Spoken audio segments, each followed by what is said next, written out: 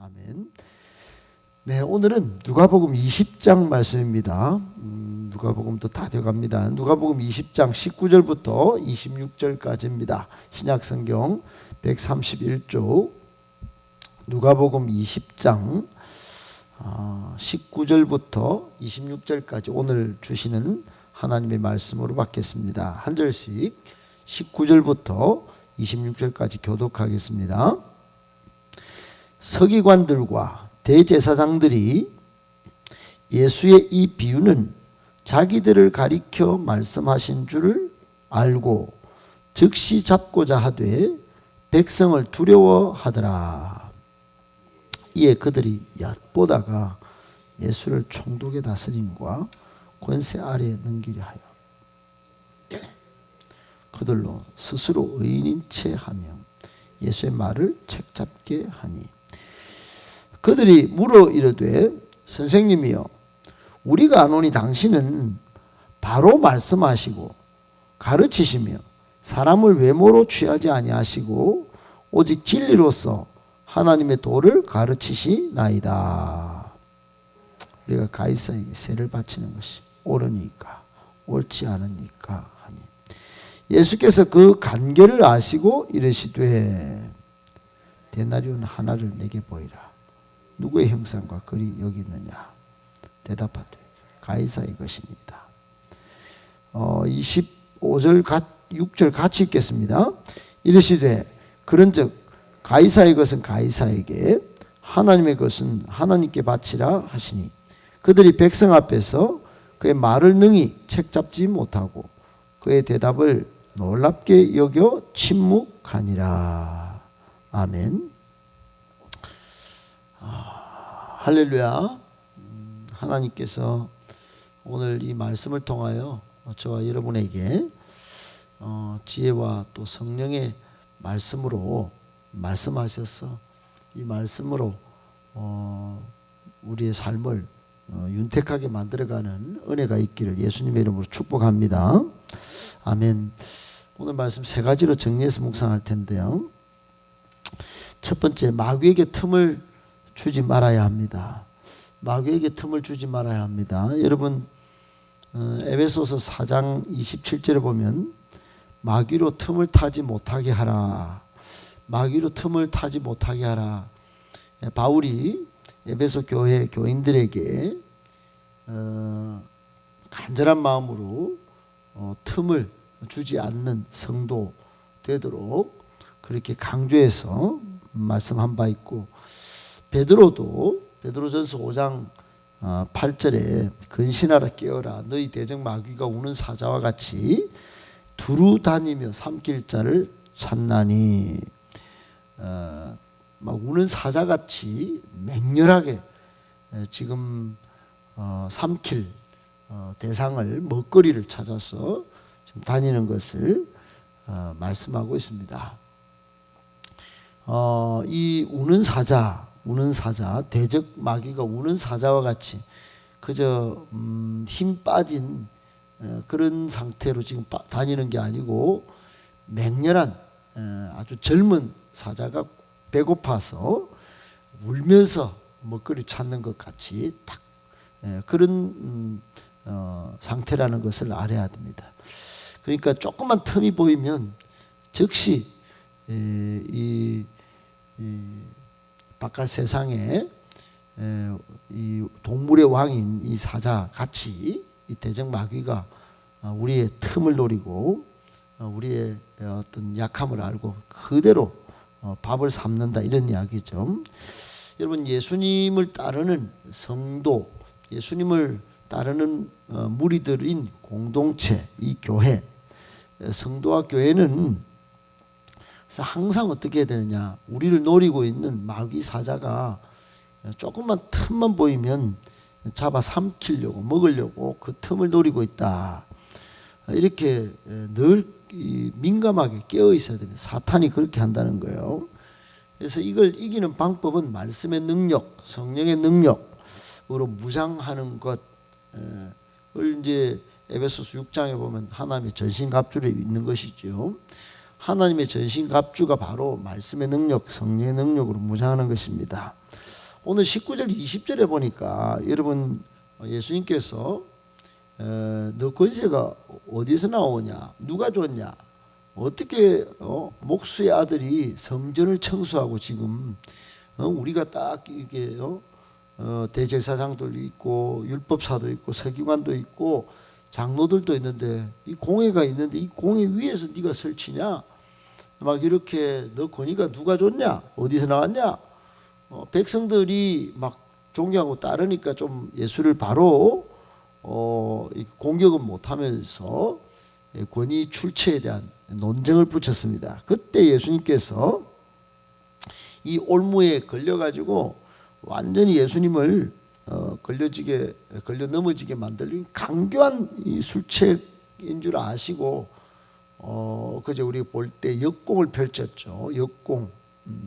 세례 요한의 능력이 하늘로 붙으냐 사람에게 붙으냐 그러면서 이제 역공 질문을 했는데 이 사람들이 우물쭈물 대답 못했어요. 그러자 예수님이 하나 더 비유를 가지고 얘들을 아주 초토화시켰는데 그게 바로 악한 포도농부 비유입니다.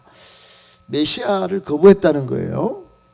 하나님의 아들을 보내가지고 새만 딱 그 권위 아래서 해방도 누리고 자유도 누리고 행복도 축복도 누릴 수 있는데 이 사람들이 아주 불성실하게 교회 생활도 하고 신앙생활도 하고 심지어 완악함으로 아들 죽여버린 거예요. 그러니까 이게 굉장히 심판을 자취하게 된 거죠. 예수님께서 말씀하시기를 포도원 다 빼앗고 이 포도원 관리 책임을 이방인에게까지 줘버렸다. 다른 사람에게 줘버렸다. 그렇게 이제 아까 포도농부 비유가 그렇게 정리가 되지 않습니까? 이 이야기를 듣고 있던 이 기득권 이 종교인들이 뭐라고 여겼나? 오늘 19절에 자기들을 가리켜 말씀하신 줄 알았다 그랬어요. 뭐 다 알죠. 뭐 듣고 싶은 설교만 듣고자 하면 뭐 오늘날 대부분 교회는 다 듣고 싶은 그리고 내가 믿음이 있다고 자기가 믿음을 정의하고 믿음 생활하는 성도가 참 많습니다. 근데 이렇게 이제 이 서기관과 대제사장들은 이 비유가 자기들을 가리켜 말씀하신 줄 알고 그랬는데 여러분 이렇게 하면은 정상적인 성령의 사람은 회개하게 됩니다. 회개. 아, 내가 잘못 살았구나. 내가 말씀을 듣고 하나님의 말씀의 뜻에 순종해야 되겠구나. 이렇게 해야 되는데 이 사람들은 즉시 잡고자 하여 뭐라고 그래요? 백성을 두려워하는데 이에 20절에 행동을 옮깁니다. 책 엿보다가 그랬어요. 엿보다가 이 엿보다가가 이게 똑 마귀 사탄이 하는 행동과 비슷한 거예요. 예수를 어떻게 예수 메시아를 조금 전에도 비유를 들어서 예수님께서 오셔서 죽음으로 이 생을 마감하고 많은 사람들에게 정말 하나님 자녀의 권위를 주려고도 또 해방과 자유와 행복을 주려고 했다는 사실을 들었는데도 그걸 거부하는 거죠. 완악한 겁니다. 마음이 딱딱한 거예요. 그리고는 총독의 다스림과 권세 아래 이제 넘겨가지고 죽이려고 정탐을 보내가지고 스스로 의인인 체하면서 예수의 말을 책잡게 하니 그랬어요. 여러분 이 사람들이 심지어 예수도 노리고 있었다는 걸 기억해야 합니다. 예수님도 빈틈을 보이면 착 넘기려고 했다는 겁니다. 오늘날 여러분 그렇지 않겠어요? 사탄은 예수님도 빈틈을 노려서 넘기려고 했던 이 불성실함, 이 거부, 이 완악함이 오늘날 여러분 교회 안에 없겠습니까? 교회는 완벽하지 않습니다. 이 땅의 지상의 교회는 완벽한 게 없어요. 모인 곳마다 갈등이 있고 모인 곳마다 사람의 부족함이 드러납니다. 그러니까 그거 잡고 노리려고 하면 이거 뭐 흔들기 딱 좋습니다. 마귀 앞잡이 사탄의 종로로 달기 딱 좋은 곳이 교회예요. 살인자도 오고 거짓말쟁이도 있고 상처투성이 사람도 있고 사고 친 사람들이 많습니다. 완벽한 사람 아무도 없습니다. 여러분 우주적인 보이지 않는 교회나 이게 완벽한 것이지 보이는 교회는 다 그렇다는 거예요. 엿보다가 이게 다 넘기려고 그러면 얼마든지 넘길 수 있습니다. 창세기 3장 이후에 저 사람 아담과 하와부터 그랬어요. 마귀는 이 빈틈을 딱 노리고 있다가 아담 하와가 빈틈이 딱 보이니까 탐욕의 빈틈이 딱 보이니까 탐욕을 딱 건드리니까 먹음직하고 보암직하고 탐스러운 그 선악을 알게 하는 나무 열매 한번 먹어보면 어떻겠나? 눈이 밝아지지 않겠나? 하나님같이 안 되겠나? 오 그래? 막 그러고 더 큰 욕심을 딱 해. 그 틈을 딱 노리고 온 인류를 그냥 절단낸 겁니다. 여러분 누구나 걸려들 수 있다는 것을 예수님의 이 빈틈을 노리는 이 세력들 아담과 하와를 넘긴 이 마귀 보면은 우리는 너무 걸려들기 좋죠. 그러나 여러분 그렇기 때문에 우리가 말씀의 능력, 성령의 능력으로 무장해야 된다는 것입니다. 에베소서 6장에 의하면 하나님의 전신갑주를 입고 살면 마귀를 능히 대적하여 우리의 싸움은 혈과 육이 아니라고 그랬어요. 악한 영들과의 싸움인 거예요. 이 싸움에서 우리는 승리할 수 있습니다. 그러니까 여러분 꼭 기억하고 마귀에게 틈을 주지 않으면서 말씀의 능력, 성령의 능력으로 이 험한 파도가 높이 치는 이 마지막 시대를 잘 버텨내고 꼭 승리하는 우리 모두가 되시기를 예수님의 이름으로 축복합니다. 아멘. 두 번째, 신앙의 힘과 능력 말에 있지 않고 열매로 나타납니다. 신앙의 힘과 능력 말에 있지 않고 열매로 나타납니다. 여러분 서기관과 대제사장들이 보낸 이 정탐꾼들이 20절 끝에 보니까 말로 책을 잡으려고 덤벼들었죠. 여러분 말이 예수님의 말로 틈을 노려서 올가미를 씌우려고 했다는 걸 주의하셔야 됩니다. 말. 어제도 수요일날 우리가 성경 인물을 집중적으로 보지만은 이 스데반 집사님의 이 설교를 말을 딱 가지고 막 논쟁을 붙이려고 하다가 이 스데반 집사님이 지혜와 성령의 말로 다 말을 하니까 아무도 일절 말을 못합니다. 여러분 우리는 이 말을 할 때 인간적인 지식으로 하면 안 돼요. 인간적인 잡식으로 막 정보를 많이 안다고 해가 중요한 게 아닙니다. 내가 인식을 많이 가져서 머리에 짜내가지고 나오는 논리적인 말이 아닌 거예요. 지혜의 말, 성령의 말, 이게 진짜 중요한 거예요. 오늘 21절에 주님을 향해서 당신은 바른 말씀합니다. 바른 가르침을 가르칩니다. 외모로 사람을 취하는 법이 없네요. 오직 진리로서 하나님의 도를 잘 가르치는 진짜 선생 같습니다. 여러분 어찌 보면 이 놀라운 신앙 고백 같은데 이 대적자들의 입에서 나온 말인지 의심될 정도로 아주 예수님을 떠받들고 있습니다. 이게 굉장히 좋은 말이에요. 저한테 설교 이렇게 하고 나면 다 기다리고 안 가고 있다가 이 말씀은 꼭 목사님께 드리고 싶습니다. 목사님 말씀은 진짜 진리의 말씀이에요. 목사님 대단하십니다. 그러면 다 좋은 말 같지만 여러분 마치 이 사람들이 한 말이 오늘날 찬양 가사처럼 들릴 정도인데 이게 여러분 사탄의 말도 그 중심을 안 쳐다보면 그 의도, 중심의 의도, 그 핵심을 파악하기 전에는 광명한 천사처럼 말한다는 사실을 알아야 됩니다. 지금 이 서기관과 대제사장들 이 정탐꾼들이 한 말은 예수님을 어떻게든 올가매려고 예수님을 어떻게든 죽이려고 하는 거예요. 여러분 이런 말은 지금도 얼마든지 화려하게 얼마든지 아름답게 꾸며서 할 수 있습니다. 그러므로 뭘 살펴야 될까요? 우리는 여러분 사람의 말이나 어떤 말도요 열매가 맺히는지 안 맺히는지 그걸 살펴야 된다 이 말이에요. 신앙의 힘과 능력은 하나님 나라는 말에 있지 않다라고 로마서 14절 말해요. 의와 평강과 기쁨. 여러분 신앙생활 하는데 기쁨이 없다. 신앙생활 하는데 예수가 나타난다. 신앙생활 하는데 마음의 평강을 잃어버렸다. 이거 진짜 신앙생활 한 게 아닙니다. 말만 한 거예요. 말만. 여러분 신앙생활의 진짜 힘과 능력은 말에 있지 않다는 사실 꼭 기억해야 합니다. 교회 와도 말이 많습니다. 교회마다 말이 많아요. 말 많이 하는 사람 말 잘합니다. 그리스도인들이 말 잘해요. 근데 꼭 열매를 살펴야 하는데, 열매. 할렐루야. 열매를 잘 살펴서 나도 또 우리 전부도 신앙생활 잘하는지 여부가 성령의 열매가 맺히는지, 예수께서 그렇게 원하셨던 예수 따름의 제자의 열매가 맺히는지, 그걸로 결정나는 것입니다. 우리 교회는 정말 예수 따름으로 참된 양육을 통하여 제자들이, 거룩한 일꾼들이 많이 일어난 열매가 많이 맺히는 힘과 능력을 가진 그런 교회가 될 수 있기를 예수님의 이름으로 축복합니다. 아멘. 마지막 세 번째, 성도는 국가에 대한 책무도 지키고 그 이상으로 하나님 나라에도 충성해야 합니다. 여러분, 성도의 국가관입니다. 딱 한마디로만 결정하면 성도의 국가관. 모든 철학자들, 모든 신학자들이 다 국가관에 대하여 이야기를 했어요.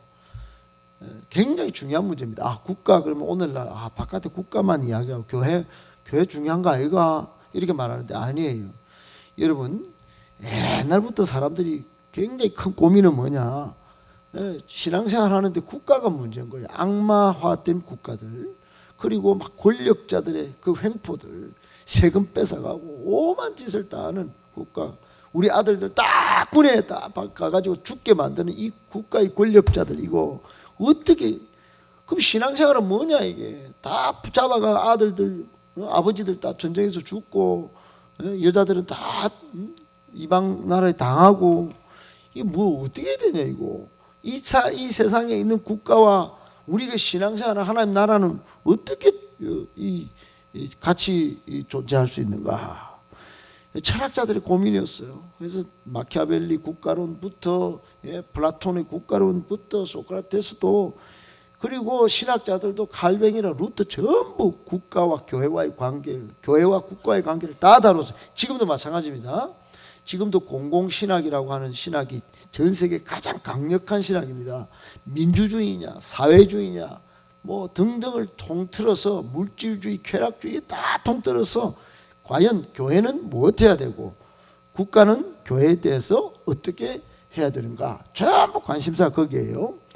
여러분, 결론은 이것입니다. 결론은 국가에 대한 책무를 바르게 가져야 합니다. 다 행사해야 돼요. 세금, 병역의 업무, 교육의 업무 다 기본 의무를 지켜야 돼요. 그런데 그 이상으로 하나님 나라라고 하는 또 다른 국가, 이상 국가에 우리는 충성 헌신해야 된다. 그게 결론이에요. 그런데 오늘 22절 이하가 그거예요. 이 사람들이 꼬롬하게 예수님 당신 참 바른 말씀 하시네요. 그러면 하나 질문합시다. 가이사의 세금, 우리가 로마의 통치 가운데 있지 않습니까? 그때만 해도 가이사, 여러분 시저는 대단한 사람이에요. 대단한 사람. 전쟁에 나가면 다 승리하는 로마예요. 완전히 뭐 집정관 중에 최고 집정관이고, 나중에는 결국은 이제 배반으로 자기 아들한테 살해를 당하지만은 이 로마 천년의 왕국을, 제국을 만든 사람이 시저예요. 시저. 가이사예요. 가이사. 가이사한테 세금 납부해야 되는 거 아닙니까? 옳습니까? 안 옳습니까? 이 말은 당신이 말하는 하나님 나라 말하는데, 저 로마의 압제 속에 세금 납부하라 하면 이거 완전 이 나쁜 놈이 매국노로 이렇게 처단하려고 그러고, 하나님 나라에 옳다 그러면 이거 로마한테 고발해가지고 이 세금 안 낸다고 이거 국가 전복자입니다, 이거 간첩입니다, 이렇게 만들려고 지금 하는 거예요. 그러니 아주 꼬롬한 질문인 겁니다. 세금 납부를 가지고 국가관을, 그 예수님께서 뭐라 하십니까? 여러분, 우리가 너무나 잘 아는 이것저것 양당 간의 선택적 질문에 대해서 예수님은 묘수 제3의 답을 내신 거예요. 제3의 답을. 가이사의 것은 가이사에게 주고, 국가에 대한 의무는 당연히 교육 의무, 납세 의무 그거 지켜야지. 국방 의무 지켜야지. 그거 지키고, 근데 더 위대한 의무가 있다. 하나님 나라 의무. 너희들은 그걸 지금 안 지킨다. 이걸 지금 콕 집어서 완전히 뭐 엄청난 자극을 준 겁니다. 오늘 본문 말씀의 뜻은 뭐냐? 위기 탈출의 묘수를 예수님께서 오 멋지다, 이게 아니에요. 이것만이 아니에요. 오히려 국가 책무도 당연히 지키고 그건 당근이고, 하나님 나라에 충성 헌신하는 것은 더 하나님 나라 시민으로서 이 땅의 백성이기도 하지만 하나님 나라 시민이다라는 이중 책무를 가지고 있다. 성도는. 그래서 성도는 여러분 쉬운 일은 아니지만은 특권 중에 특권을 가진 사람이에요. 이 땅에 여러분 병역 의무 납세 의무를 지키면 국가가 다 의료보험도 해주고 뭐 다 해주잖아요. 연금도. 근데 하나님 나라는 어떨까요? 그 충성하고 헌신한 사람들 더 책임진다는 거예요. 예수님께서 이걸 지금 쭉 풀어가실 것입니다. 여러분 꼭 기억하고 그 이중 책무 중에 하나인 예배, 주일 성수, 11조 그리고 복음 전파 이 세 가지를 꼭 기본으로 지켜야 됩니다. 기본으로. 하나님 이 세상의 법은 의무는 다 지키면서 하나님 나라의 시민으로서의 법 가장 기본 이거 안 지킨다. 이 말이 안 되는 것입니다. 이 성도가 가져야 할 국가와 교회의 관계 가운데 여러분 국가의 의무도 지키고 하나님 나라의 충성 헌신은 더 잘 지키는 사람이 성도다. 꼭 잘 기억하실 수 있기를 예수 그리스도 이름으로 축복합니다.